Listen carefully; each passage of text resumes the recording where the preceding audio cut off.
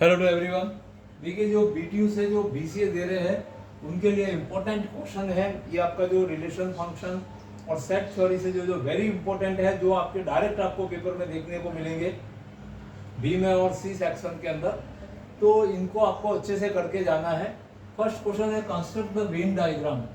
That means आपका जो computer science है उसके अंदर वेन डायग्राम की बहुत ही इंपॉर्टेंट है। तो इस इंपॉर्टेंस को देखते हुए वेन डायग्राम के ऊपर आपको क्वेश्चन पूछ सकता है जिसमें कुछ कंडीशंस लिखे हुए रहेंगे।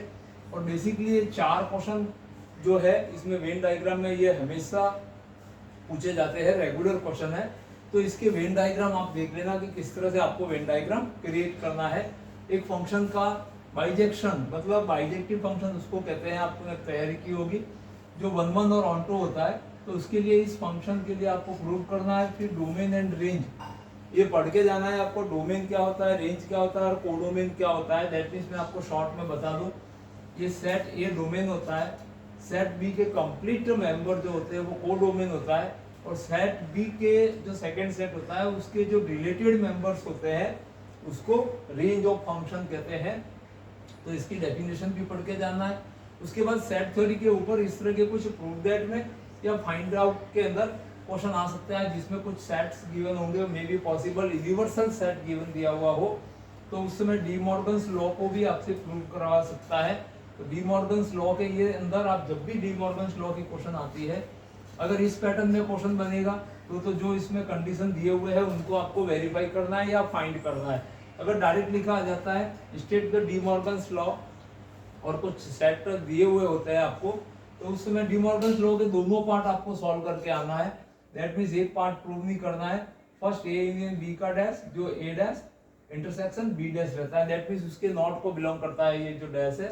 और ए इंटरसेक्शन बी का नॉट होगा तो वो ए का नॉट यूनियन बी नॉट के इक्वल होता है। ये दोनों मिलके जो है डी मॉर्गन्स लॉ को बताते हैं।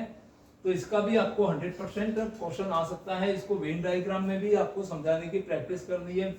हो सकता है डी मॉर्गन्स लॉ का वेन डायग्राम आ जाए तो ये दोनों कंडीशन के वेन्स आपको डायग्राम है वो अच्छे से सीख के जाना। कल कुछ डेफिनेशन बेस्ड क्वेश्चन आते हैं थ्योरेटिकली भी, अगर आपको सी सेक्शन में पूछा जाता है।